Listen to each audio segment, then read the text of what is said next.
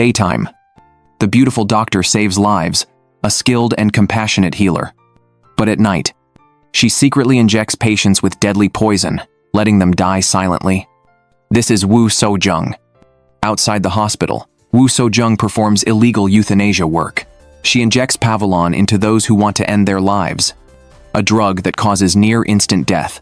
For Woo So-jung, humans have the right to choose life or death. Her clients are mostly terminally ill patients, those who can no longer bear painful treatments, or who have lost all hope in life, view death as their only escape. In Korea, euthanasia is illegal. For Woo So-jung and Dae-hyun, every step is dangerous. They must be extremely cautious. Soon, a nurse working with Woo So-jung gives her the next case. An 80-year-old grandmother. The grandmother suffers from kidney failure, tired of painful dialysis. Recently, she was diagnosed with terminal cancer, given only 3 months to live. Before the procedure, Dae-hyun visits the grandmother. He needs to confirm her wish for the time and place of death. The grandmother gazes fondly at family photos in her home, all taken by her husband over the years. Years ago, her husband passed away first. Since then, she has been alone. Every photo was taken by the seaside near her home, a place filled with happy memories, where she spent her happiest moments. Dae-hyun suggests the grandmother leave by the sea. She agrees, but asks for one thing: to leave peacefully, as if in a normal sleep. Dae-hyun suggested a plan to the grandmother. He reminded her to swim as usual. He assured her everything else would be taken care of. As the grandmother nodded softly, Dae-hyun went to the sea to find a blind spot without surveillance. The next day, the grandmother arrived at the swimming pool. She swam joyfully for the last time, saying goodbye to her friends. She urged them to take care of themselves. Then she packed her luggage. Returning to the familiar sea, Woo So-jung and Dae-hyun arrived later, chatting pleasantly with the grandmother. The grandmother smiled, believing herself to be blessed. After all, not many people get to choose the final moment of their life. She thanked Woo So-jung and Dae-hyun for listening to her and honoring her choice. Under the clear blue sky, the grandmother's eyes softened. She was not afraid of death. Compared to this lonely world, in heaven, loved ones awaited her. After hearing the grandmother's last words, Dae-hyun, as always, handed her a glass of champagne laced with Pavilon. She drank it, then peacefully closed her eyes. With gentle sea breezes, she drifted away to another world, one with her husband, warmth, and love. After sending off the grandmother, Woo So-jung and Dae-hyun welcomed their next patient, Jo Hyun-woo. The records showed Jo Hyun-woo was just 30, an orphan without parents. He had been diagnosed with a brain tumor, tried chemotherapy, but to no avail. With only 4 months left to live. Additionally, Woo So-jung learned that despite his illness, Jo Hyun-woo still delivered food for a living. That day, Woo So-jung ordered takeout and waited with Dae-hyun in the park. Woo So-jung spoke with Jo Hyun-woo. She learned he had researched extensively before making his choice. He knew assisted suicide was legal in Switzerland under certain conditions, but required large sums of money. Similarly, Woo So-jung and Dae-hyun were not free of charge either, but their fees were far cheaper than Switzerland's by. It was for that money Jo Hyun-woo worked so hard. Still, Woo So-jung needed to review more medical reports before proceeding. Jo Hyun-woo only hoped for a quick response. Before leaving, Jo Hyun-woo gave them a slightly damaged takeout cake. It read, "Thank you for your birth." A dying man offering a birthday cake for their lives. It struck Woo So-jung as painfully ironic. That night, Woo So-jung studied Jo Hyun-woo's diagnosis carefully. She thought of how he'd said he was used to rejection. She sighed softly. If there were any hope left, who wouldn't want to live? Jo Hyun-woo kept delivering food, until one day, a sudden headache caused a crash. Woo So-jung, as his attending doctor, asked about the painkillers he'd been taking. Jo Hyun-woo grimaced. By now, he'd been swallowing any pills he could find. No difference anymore. Woo So-jung dismissed the other doctors. She spoke to Jo Hyun-woo alone. He begged her to perform euthanasia immediately. When she hesitated, Jo Hyun-woo pulled out pills from his pocket and swallowed them all. He no longer cared what they were. He just wanted to end the suffering. Woo, So-jung asked the nurse about the situation. But in the time it took her to turn around, Jo Hyun-woo had vanished from the hospital bed. Desperate, Jo Hyun-woo made his way to a busy street. But he soon collapsed from exhaustion. Woo So-jung rushed over. Jo Hyun-woo, using his last bit of strength, begged her to help him. He couldn't bear the pain any longer. Woo So-young brought Jo Hyun-woo back to the hospital. She told him to stop working, it was too dangerous. Jo Hyun-woo explained that medical bills had drained his savings. He had no choice living, always cost money. Finally, Woo So-jung agreed. She promised to help Jo Hyun-woo fulfill his wish. In truth, Woo So-jung struggled far more than Jo Hyun-woo did. Once, she confessed to a priest. Long ago, a terminally ill patient had taken their own life after her relentless treatment. This haunted Woo So-young for years. She realized her forced treatment only prolonged suffering. Death had always been near. Now, she vowed never to ignore a patient's pain again. She would face life and death head-on. She would hold the door for those without strength. She would walk a heavy but necessary path, returning the choice of life and death to every dignified soul. After sending one hopeless patient after another away, Woo So-jung met another. This time, an 8-year-old high school student. He had only 2 weeks left. The boy was the first to ask for euthanasia. His father, his only family, agreed. The boy said if he didn't choose euthanasia, the next 2 weeks would be agony. He refused to suffer like that. Once the decision was made, Woo So-jung took Pavilon from her home safe. She and Dae-hyun waited for the boy. To their surprise, the depressed boy from yesterday now rode in coolly on a motorcycle. The bike was his father's gift, his most prized possession, a lifelong dream fulfilled. Perhaps now that his wish came true, the boy was cheerful today, joking endlessly with Dae-hyun. When he confessed he hadn't told his crush, Dae-hyun teased like a mischievous older brother. Since you're already dying, why not confess first before it's too late? Convinced, the boy asked Dae-hyun to come along. Dae-hyun agreed without hesitation. That night, the two waited across from the school. Talking about the girl, the boy's eyes shone with hope. In his eyes, she was perfect. Dae-hyun egged him on, until the boy saw through him. You like Woo So-jung, don't you? Embarrassed, Dae-hyun changed the subject. Then the girl walked out. To Dae-hyun's surprise, she wasn't strikingly pretty from afar, but kind. He saw her push a wheelchair for a sick friend. Good taste, Dae-hyun praised. As she was about to leave, Dae-hyun grabbed the boy's arm to chase her, but the boy suddenly collapsed. Dae-hyun quickly rode the boy's bike to the hospital. On the way, he asked, "Should I help you find your mom?" The boy shook his head. His parents had divorced long ago. He barely remembered her. Back home, the boy lay alone in bed. His father brought him porridge. No words passed between them. But outside the room, listening to his son's moans of pain, the father couldn't hold back his tears. Woo So-jung arrived at the familiar church.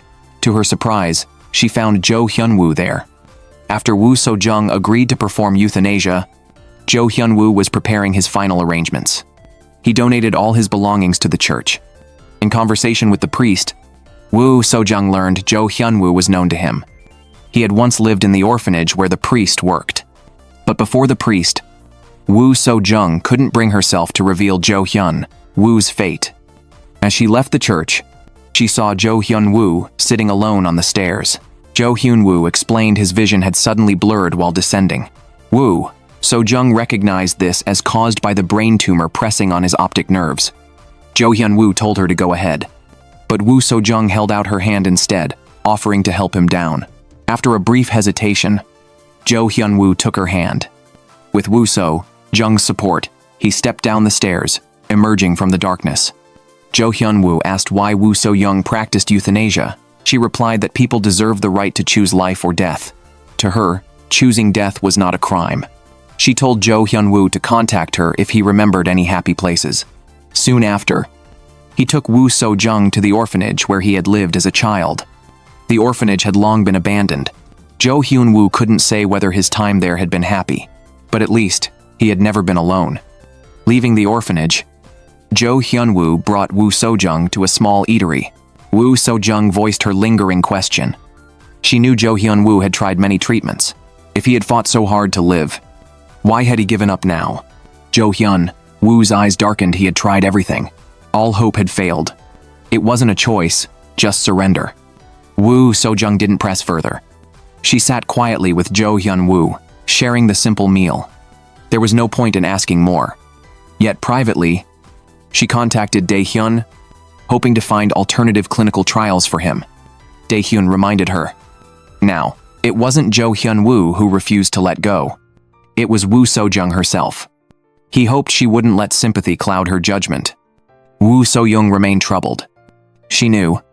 Jo-hyun, Woo's will to live was stronger than any patient she'd ever met.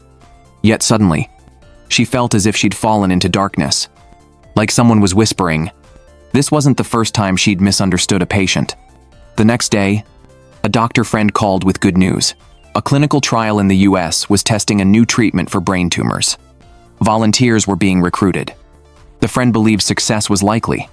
Woo So-jung immediately called Jo-hyun Woo. She told him about the trial, offered to cover all expenses. Pleased he'd try one last time, but Jo-hyun Woo refused angrily. He accused her of false sympathy, just another outsider pretending to understand. After he left, Woo So-jung tried calling him. No answer. One day, she heard news of a motorcycle courier killed in a crash. She rushed to the hospital in panic, relieved to find it wasn't Jo-hyun Woo. To find him, she went to his rented apartment. The landlord said he'd vanished without a word. In the room, she found medication instructions. The pharmacist said he'd just bought painkillers.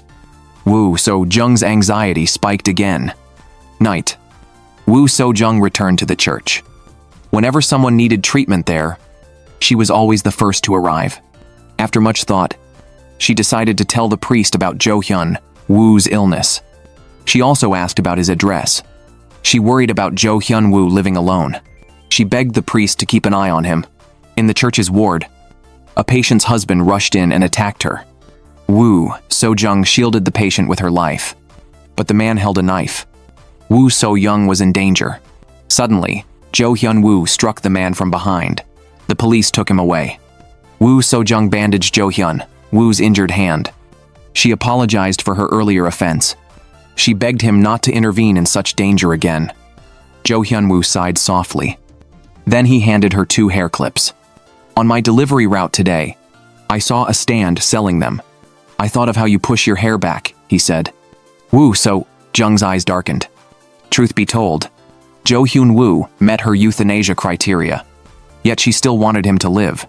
Staring at her, Jo-hyun Woo finally couldn't resist. He kissed her passionately. After a passionate kiss, Woo So-jung began to develop feelings for Jo-hyun Woo. She couldn't bear to let him go. But she didn't know Jo-hyun Woo had deceived her. In reality, Jo-hyun Woo wasn't terminally ill, he was an undercover cop. Not long ago, Jo-hyun Woo was transferred from the homicide unit to traffic duty for disciplinary reasons. A former senior from the homicide unit approached him. He introduced Jo-hyun Woo to a terminally ill patient with only months to live. The senior asked Jo-hyun Woo to impersonate the patient.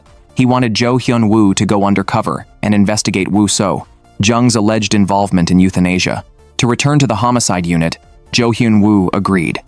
From then on, he fabricated his identity and deliberately got close to Woo So-jung. Every interaction with her was just Jo-hyun Woo gathering evidence against a suspect. Now, Jo-hyun Woo still kept the secret from Woo So-jung. Tearfully, she felt powerless against fate. Despite her reluctance, she had to fulfill Jo-hyun Woo's wishes. After agreeing to perform euthanasia on him, Jo-hyun Woo followed his senior's instructions and went to his newly rented apartment. Police had installed countless cameras inside, waiting to capture Woo So-jung's crime in action. While Woo So-jung prepared for Jo-hyun Woo's euthanasia, her partner Dae-hyun focused entirely on another patient, a young boy. The boy was one of their clients scheduled for euthanasia. His father had silently approved the decision. He planned to assist the boy in confessing his feelings to the girl he admired. The boy hesitated. Even if he succeeded, they'd never have a chance together. Worse, he felt he smelled strange, believing dying people had that odor. Dae-hyun didn't waste time. He gave the boy a mugwort bath, dressed him in new clothes, and applied men's powder to make him look fresher. After preparations, The two went to a convenience store near the school to wait for the girl.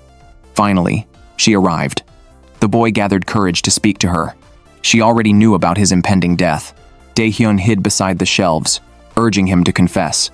But the boy lacked courage to say, "I like you." It was the girl who took the initiative, asking him to meet tomorrow. Overjoyed, the boy agreed. At the park the next day, the two sat on a bench, reminiscing about their school years. The girl had long known his feelings. The boy sighed about his fading life. She teared up and took his hand. "It's not just sympathy," she said. "If it were someone else, I wouldn't feel this sad." Then, unexpectedly, she kissed him. His wish was granted, but suddenly, he coughed up blood. Dae-hyun rushed out, offering to carry him away. The boy refused. He wanted to maintain his dignity in front of her. Dae-hyun handed him his own sunglasses and helped him leave slowly. Before going, the boy promised to meet her again tomorrow. In the car back, Dae-hyun praised his bravery, calling him incredible. He promised a painkiller shot for tomorrow's date. But the boy cried he wished to die today, since all his desires were fulfilled. Meanwhile, Woo So-jung brought Pavulan to meet Jo Hyun-woo. Today was his day to leave. Jo Hyun-woo had prepared everything inside the house. Police colleagues monitored the camera feeds, waiting to make an arrest. Before administering the injection, Woo So-jung received a call from the hospital priest. The priest revealed they had found a dead body at the train station that day. The victim's identity matched Jo Hyun-woo's name. Woo So-jung was stunned. If the dead man was Jo Hyun-woo, then the person before her must be an imposter. Tears welling up, she excused herself to drink water but instead checked Jo Hyun-woo's cabinet. Inside were several boxes of painkillers. Yet the pharmacist had clearly said the man who bought them had specifically requested ibuprofen. To make Woo So-jung believe him, the fake Jo Hyun-woo had unknowingly bought different painkillers. Convinced of his deception, Woo So-jung lied about needing something from her car. She used the chance to destroy the Pavulan in her pocket and fled before he noticed. Immediately, she contacted Dae-hyun, revealing Jo Hyun-woo's true identity.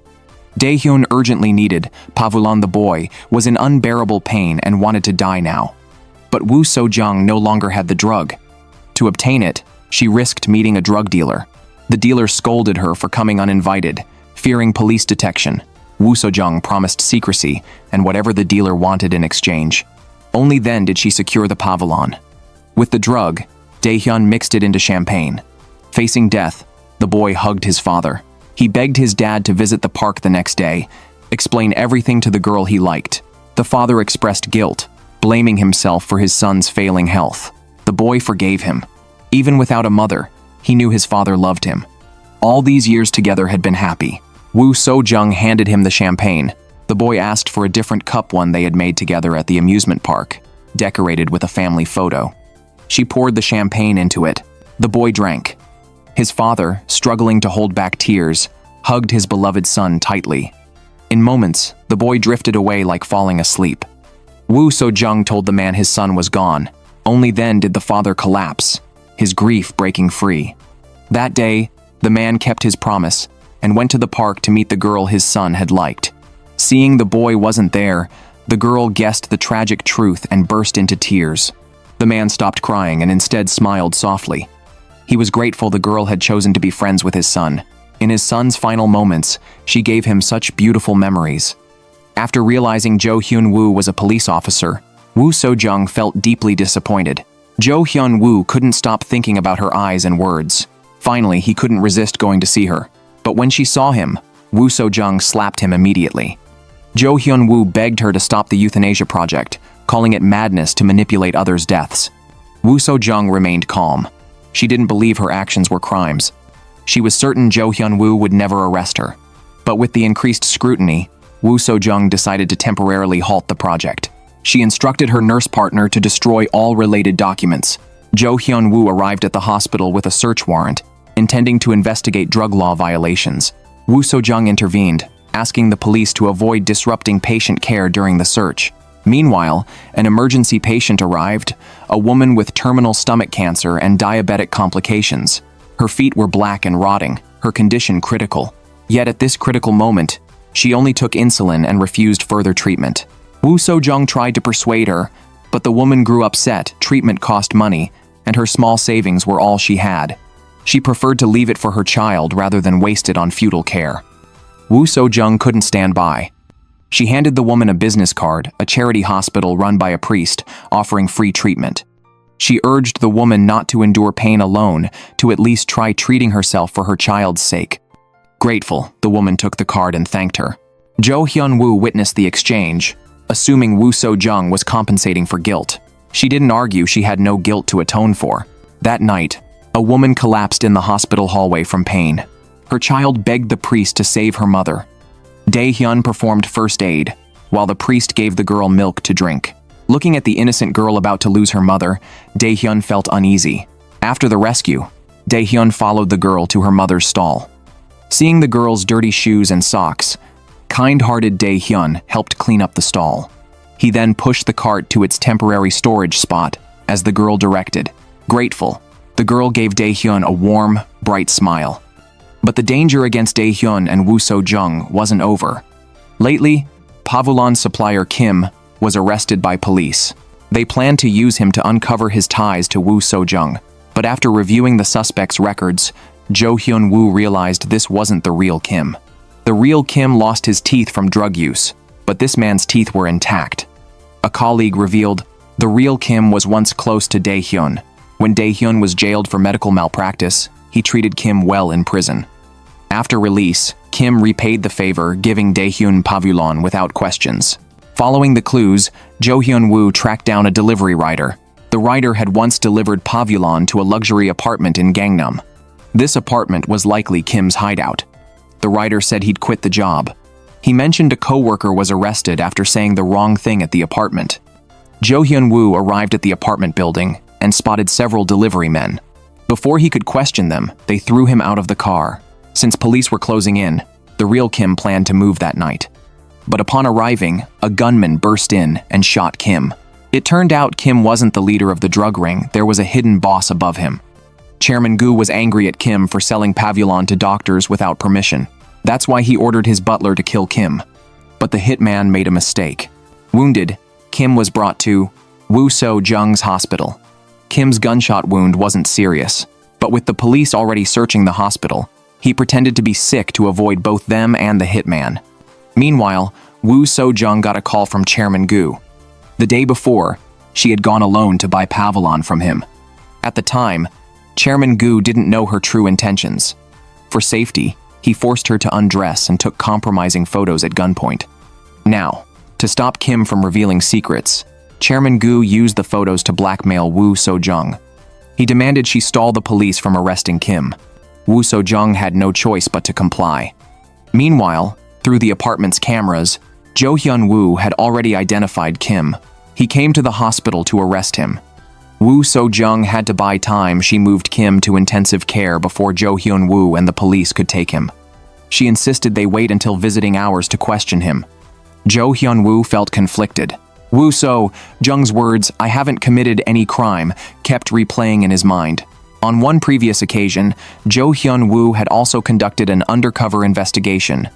To complete his mission, he befriended the target, even watching dramas together. But when his identity was exposed, the target chose suicide, believing Jo Hyun-woo was equally guilty for deceiving him. The memory still haunted him. Jo Hyun-woo was weighed down by doubt, questioning whether his choices were right. Further police investigation revealed an inside leak. An officer had sold drug evidence to Kim. This very officer was later threatened at gunpoint by Chairman Gu, who demanded he extract Kim from the hospital and suppress all investigations into the organization. But the officer hesitated, knowing the situation was too dangerous to handle. Frustrated, Chairman Gu met with Woo So-jung again. Recent police scrutiny had alarmed him, making him suspect Woo So-jung was secretly conducting euthanasia. Chairman Gu could not tolerate it. Euthanasia was too risky, and he might be exposed.